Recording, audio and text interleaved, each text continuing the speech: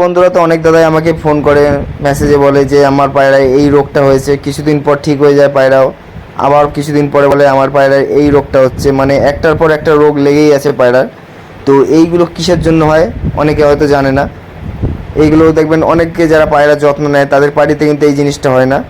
আর যারা দেখবেন যত্ন নেয় না বা জায়গাটাই এরকম যে যার কারণে পায়রার ঘন ঘন রোগ হতে থাকে, সে আর পায়রা পুষে শান্তি পায় না। তো এই যে জিনিসগুলো হয় কিসের জন্য হয় এই রোগটা, সেগুলো আপনাদের বলছি।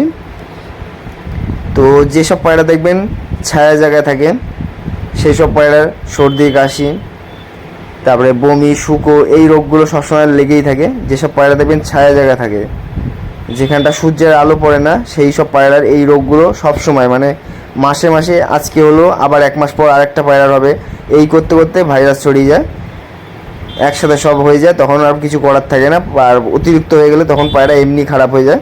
তো সবসময় পায়রাকে একটু হলেও যেখানে রোদ পড়ে সেইখানটা রাখার চেষ্টা করবেন, পায়রার মধ্যে রোগ আসার চান্সটা অনেকটাই কমে যাবে। আর 2 নম্বর হলো পায়রা যেখানে দাঁড়িয়ে থাকে, সেটা খোপে হোক বা নর্মাদি যে জায়গা থাকে সেইখানে সবসময় যেখানটা পায়রা দাঁড়িয়ে থাকবে সেখানে যেন পায়রার পায়ে পায়খানা যেন না লাগে। সবসময় পায়রা পা একদম পরিষ্কার থাকবে, নেটের উপর দাঁড়িয়ে থাকবে, 1-1.5 ইঞ্চি হলে তলায় গ্যাপ থাকবে, পায়রা পায়খানা করবে, সে পায়খানাটা নিচে পড়ে যাবে। 2 নম্বর হলো এইটা, এই 2 নম্বর এইটা যদি আপনি খেয়াল করেন তাহলে কিন্তু পায়রার রোগ হওয়ার সম্ভাবনাটাই কমে যায়। আর 3 নম্বর হলো পায়রার জল। এই গরমকালের সময় কথা বলছি, এই গরমকালে পায়রা যখন খাবার খায় তখন সেই খাবারগুলো শুকনো খাবার থাকে, কিন্তু আপনি পায়রাকে খাওয়ার পরেই আপনি পায়রাকে জল দেন, সেই জলটা কী হয় ওরা খেয়ে নেয়, বেশি করে খায়, কোনোটা আবার কম করেও খায়, কিন্তু যেটা বেশি করেও খায় সেটারও পেটের জল ওই খাবারগুলো টেনে নেয়। আর যখন এই জলটা টেনে নেয় তখন কিন্তু পায়রার পোট জাম হয়ে যায়, পোট জাম হয়ে গেলে তখন কিন্তু আর পরে গিয়ে খাবারটা হজম হয় না, তখন কিন্তু ওই খাবারটা পেটের ভিতরে নষ্ট হয়ে যায়। তখন আপনি যদি পাল্টি করে পায়রাটাকে মানে বমি করানোর চেষ্টা করেন তখন কিন্তু পায়রার অবস্থা একদমই খারাপ হয়ে যায়। তো এই ভুলটা কখনই করবেন না। পায়রার খোপে এই গরমকালে বিশেষ করে সব সময় জল রাখবেন, তাহলে কিন্তু পায়রা অনেকটাই, মানে 100-র মধ্যে 70-80% রোগের থেকে পায়রা ভালো থাকবে।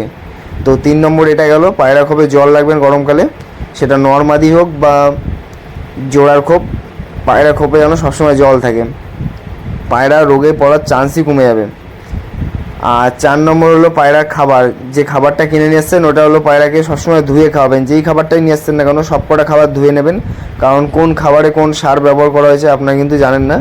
ভাবেন যে পায়রা এত দাম দিয়ে খাবার নিয়ে আসছি তো ধোয়ার কী দরকার আছে, কিন্তু আপনি যখনই ধোবেন তখন বুঝতে পারবেন যে এটা ধোয়ার কেন দরকার আছে। তো এটা যদি আপনি না করেন, না ধুয়ে পায়রাকে খাওয়ান, দেখবেন পায়রা খাচ্ছে, ফট করে দেখবেন চুন পায়খানা করছে, ফট করে খাবার খেতে খেতে বমি করে দিচ্ছে। তো বুঝতে পারলেন, পায়রা খাবার যখনই আনবেন এটাকে ধুয়ে নেড়ে দেবেন, নেড়ে শুকিয়ে রেখে দেবেন, তারপরে পায়রাকে খেতে দেন, কোনো অসুবিধা হবে না। আর 6 নম্বরটা হলো পায়রাকে স্নান করাতে হবে। এই গরমকালের সময় পায়রাকে আপনার সপ্তাহে 2 দিন করে স্নান করতে হবে, পায়রা একদম রিল্যাক্স থাকবে, পায়রার রোগ আসার চান্সই কমে যাবে। পায়রা যতই ঠান্ডা ওয়েদার, বৃষ্টি হচ্ছে, গরম পড়ছে, যাই হয়ে যাক না কেন, পায়রাকে আপনি সপ্তাহে 2 বার স্নান দেবেন, পায়রার কোনো সমস্যাই আসবে না। তো অনেক দাদা আমাকে এইসব, মানে আজকে এই রোগ হয়েছে, পায়রা বডি শুকিয়ে যাচ্ছে, আবার পরের দিন বলছে পায়রা চুন চুন পায়খানা করছে, মানে একটার পর একটা রোগ লেগে আছে। তো আমিও বিরক্ত হয়ে যাই এতে। তো আপনারা যদি এইসব জিনিস, মানে 5-6টা জিনিস যদি আপনারা করেন, আপনার পায়রা কখনো রোগেই পড়বে না। তো অনেকে কী করে, পায়রাকে গ্রিটও খাওয়াতে হয়, এই গ্রিটটা যদি আপনি না খাওয়ান তাহলে কী হয়, পায়রা দেখবেন নোংরা খায়, প্রচুর নোংরা খায়, তারপরে কী হয় পায়রা রোগে পড়ে, কৃমি হয়, অতিরিক্ত নোংরা খেলে পায়রা কৃমি হয়ে যায়।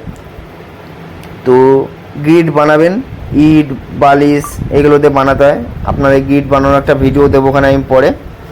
তো গ্রিটও খাওয়াতে হয় পায়রাকে, গ্রিট খাওয়ালে পায়রা নোংরা খাওয়ার দিকে যায় না, গ্রিট খেয়েই পায়রা বাচ্চা খাওয়ায় বা নিজে খেয়ে, ক্যালসিয়াম ভিটামিন সব কিছুই ঠিক থাকে। তো আরও আছে যেগুলো হলো কৃমি। কৃমি হলো করার মাসে 1.5 মাস পর পর একবার করে কৃমি করার দরকার আছে, আর না হলে কিন্তু পায়রা ঝাঁঝরা হয়ে যায়। কারণ যতই ভালো খাবার খাক না কেন পায়রার পেটে অটোমেটিক দেখবেন, আর 1 মাস আগে আপনি কৃমি করবেন, তারপর দেখবেন আবার অটোমেটিক কৃমি তৈরি হয়ে গেছে। তো কৃমি আপনার 1.5 মাস পর পর করাতেই হবে, কারণ আপনি 1.5 মাসে যেই একদিন গ্যাপ দেবেন, মানে 3 মাস পর কৃমি করাবেন, তখনই দেখবেন পায়রার অতিরিক্ত কৃমি হওয়া শুরু হয়ে গেছে। পায়রা দেখবেন পায়খানা থেকে গন্ধ বেরোচ্ছে, পায়রার সিনার শুরু হয়ে যাচ্ছে, পায়রা দেখবেন নোংরা খাচ্ছে, তারপরে দেখবেন পায়রা পায়খানা করছে আর লেজের ওখানটা, মানে পালকের সাথে পায়খানাটা লেগে লেগে পড়ছে, তো এগুলো সব কৃমির লক্ষণ। তো কৃমি হলে আমার কৃমির ভিডিও দেওয়া অনেক আছে, ইউটিউবেও দেওয়া আছে, লিটিল স্টার সঞ্জু বলে আছে, আর এখানে তো এসপি পিজন বলে আছে ফেসবুকে। তো ওখানে আমি কৃমি ভিডিও যখনই আমার পায়রাকে করাই তখন আপনাদের দেখাই। তো অনেকে আছে আগে ভয় পেতো কৃমি করতে, তো এখন কৃমি করায় পায়রা ভালো থাকে তাতে। আর 8 নম্বর হলো পায়রার হজম। আর হজমের জন্য আমি যেটা দিই সেটা হলো ঝন্ডু 45। ঝন্ডু 45 দেখবেন টিভিতে অ্যাড দেয় যেটা, ওইটাই আপনারা নেবেন। 1 লিটার জলে 4 ml, 3 ml, 5 ml যেরকম পারবেন। 5 ml এর বেশি যাবেন না, 1 লিটার জলে 5 ml। আপনি সপ্তাহে 2 বার দেবেন। পায়রা পেটের যে খাবারগুলো খাচ্ছে একদম মানে গুলির মতো হজম হয়ে যাবে। যা খাবে পায়রা হজম হয়ে যাবে, যতই নোংরা ফোংরা যা খাচ্ছে না কেন, মাঝে মধ্যে দেখবেন পায়খানাও খুঁটে খেয়ে নেয়, তাও কিন্তু হজম হয়ে যাবে। তো এই জিনিসটা কিন্তু মেইন জিনিসগুলোই আপনাদের বললাম, যেগুলো করলে কিন্তু পায়রা সারা বছর ভালো থাকবে। তো আমি এই কটাই করি, এর থেকে আমার বেশি জানা নেই। আর একটা হলো ক্যালসিয়াম ভিটামিন অস্টাবেট আর ভিমরাল, যেটা হলো ডিম বাচ্চার জন্য। অস্টাবেট মানে 500 ml আর ভিমরাল হলো 30 ml, এই দুটোকে মিশিয়ে 1 লিটার জলে 5 ml। এটা আমি দিই 15 দিন, আজকে দিলাম, আবার 15 দিন পর দেবো। এটা 1 লিটার জলে 5 ml এইরকমভাবে দেবেন। ঘন বেশি যদি আপনি সপ্তাহে 2 বার দেন তাহলে আপনার পায়রা ডিমের খোসা মোটা হয়ে যাবে, বাচ্চা পায়রা বেরোতে পারবে না ডিম থেকে, অনেক ধরনের সমস্যা আসবে। তো এইটার নিয়ম হলো 15 দিন পর পর দিতে 1 লিটার জলে 5 ml। আর এই গরমের সময় কি করবেন, পায়রা যদি ভালো রাখতে চান, সপ্তাহে 1 দিন আপনি বিট লবণ 1 লিটার জলে 2 চিমটির মতো বিট লবণ আর হাফ চামচের একটু কম টক দই দেবেন, মিশিয়ে সপ্তাহে 1 দিন দেবেন। আবার 1 দিন নুন চিনির জল দিতে পারেন, আবার 1 দিন গ্লুকন্ডির জল দিতে পারেন। অল্প অল্প পরিমাণে দেবেন, সব কিছু বেশি দেবেন না।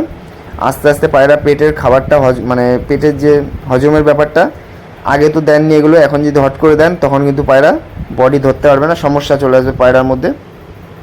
তো এই জিনিসগুলো কিন্তু খেয়াল করতে হবে। যে কোনো জিনিস যখন পায়রার উপর ব্যবহার করবেন তখনই কিন্তু আস্তে আস্তে ধরাবেন, কারো কথা শুনে মানে একবারেই রানিংয়ে চলে যাবেন না, আস্তে আস্তে ধাপে ধাপে পায়রাকে ধরেন।